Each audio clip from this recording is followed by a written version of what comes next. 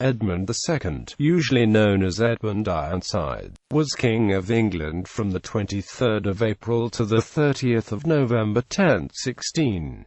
He was the son of King Æthelred the Unready and his first wife, Ælfgifu of York. Edmund's reign was marred by a war he had inherited from his father. His cognomen, Ironside, was given to him because of his valor in resisting the Danish invasion led by Cnut the Great. Edmund was not expected to be King of England, however. By 1014 two elder brothers had died, making him the oldest male heir. His father, Æthelred, was usurped by Sweyn Forkbeard in that same year, but Sweyn died shortly thereafter, paving the way for Æthelred and his family to return to the throne, which they did but not without opposition. In the process they forced Sweyn's son, Cnut, back to Denmark, where he assembled an invasion force to reconquer England. It would not arrive for another year. After regaining the throne, the royal family set about strengthening its hold on the country with the assistance of Edrich.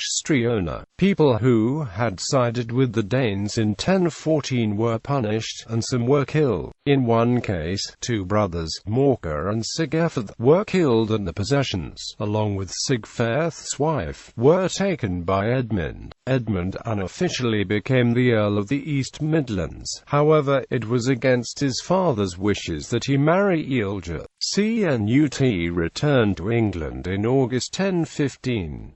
Over the next few months, Cnut conquered most of England, and Edmund joined Æthelred to defend London. But Æthelred died on the 23rd of April 1016, making Edmund king. It was not until the summer of 1016 that any serious fighting was done. Edmund fought 5 battles against the Danes, ending in his defeat on the 18th of October at the Battle of Descendants, after which they agreed to divide the kingdom, Edmund taking Wessex and Cnut the rest of the country. Edmund died shortly afterwards on the 30th of November, leaving 2 sons called Edward and Edmund. However, Cnut became the king of all England. Early life. Edmund was a signatory to charters from 993.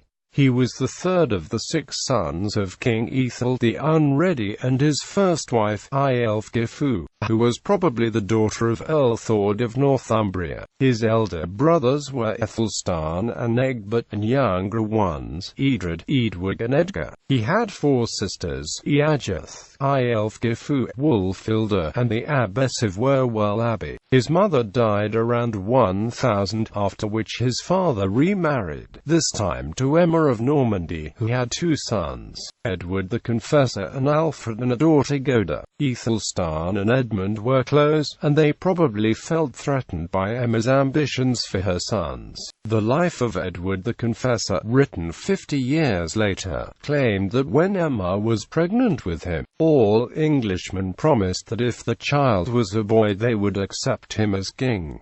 However, that claim may just be propaganda. Warrior Prince. When Sweyn Forkbeard seized the throne at the end of 1013 and Æthelred fled to Normandy, the brothers do not appear to have followed him, but stayed in England. Æthelstan died in June 1014 and left Edmund and a sword which had belonged to King Offa of Mercia. His will also reflected the close relationship between the brothers and the nobility of the East Midlands. Sweyn died in February 1014, and the 5 boroughs accepted his son Cnut, who married a kinswoman of Sigefred and Morka, as king. However, Æthelred returned to England and launched a surprise attack which defeated the Vikings and forced Cnut to flee England. In 1015 Sigefred and Morka came to an assembly in Oxford, probably hoping for a royal pardon, but they were murdered by Edrich.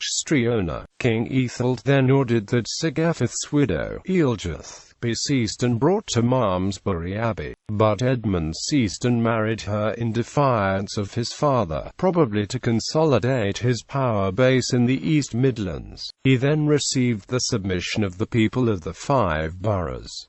At the same time, Cnut launched a new invasion of England. In late 1015 Edmund raised an army, possibly assisted by his wife's and mother's links with the Midlands and the North. But the Mercians under Ælfgifu joined the West Saxons in submitting to Cnut. In early 1016, the army assembled by Edmund dispersed when Æthelred did not appear to lead it, probably due to illness. Edmund then raised a new army and, in conjunction with Ælfgifu of Northumbria, ravaged Ælfgifu's Mercian territories. But when Cnut occupied Northumbria, Uhtred submitted to him, only to be killed by Cnut.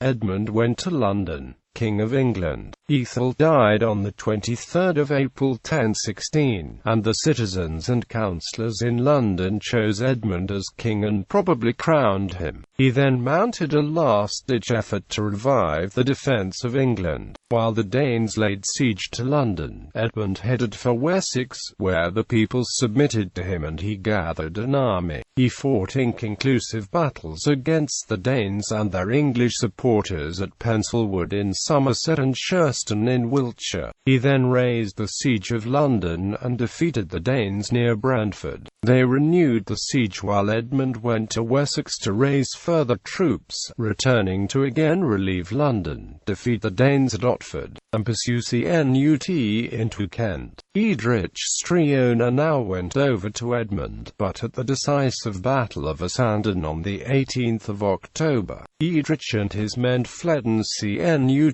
decisively defeated Edmund. There may have been one further battle in the Forest of Dean, after which the two kings negotiated a peace dividing the country between them. Edmund received Wessex while Cnut took Mercia and probably Northumbria. Death. On the 30th of November 1016, Edmund died. The location of his death is uncertain, though it is generally accepted that it occurred in London, rather than in Oxford, where Henry of Huntingdon claimed it to be in his sordid version of events, which included Edmund's murder by suffering multiple stab wounds whilst on a privy, while tending to a call of nature. Geoffrey Gaimard states a similar occurrence, with the weapon being a crossbow, but with a number of other medieval chroniclers including the Encomium Emmi Reginae not mentioning murder. It is thought Edmund's cause of death may possibly have been caused by wounds received in battle or by some disease, but it is certainly a possibility that he was murdered. Edmund was buried near his grandfather Edgar at Glastonbury Abbey in Somerset. However, the abbey was destroyed during the dissolution of the monasteries in the 16th century. Any remains of a monument or crypt would have been plundered, and the location of his remains is unclear. Reputation. In the view of M.K. Lawson, the intensity of Edmund's struggle against the Danes in 1016 is only matched by Ælfred the Great's in 871, and contrasts with Æthelred's failure. Edmund's success in raising one army after another suggests that there was little wrong with the organs of government under competent leadership. He was probably a highly determined, skilled and indeed inspiring leader of men.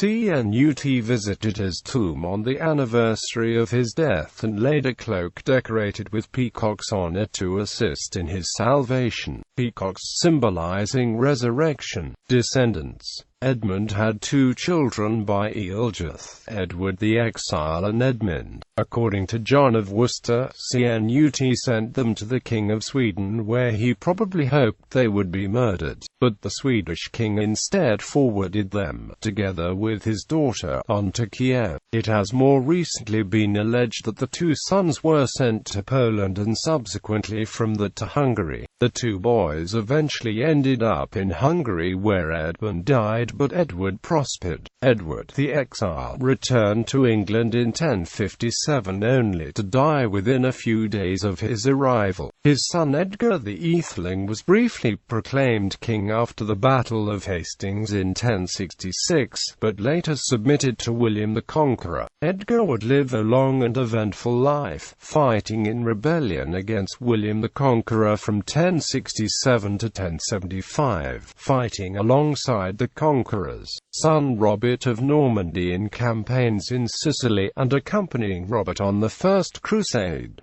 He eventually died in England in 1126. Ancestry. In culture, Edmund Ironside is an Elizabethan play about him, which some critics believe to be a very early work by William Shakespeare. Edmund is played by John Horne in the 1970 television movie The Ceremony of Innocence. Edmund is one of the main characters in Justin Hill's novel Shield Wall, first in the Conquest trilogy. Citations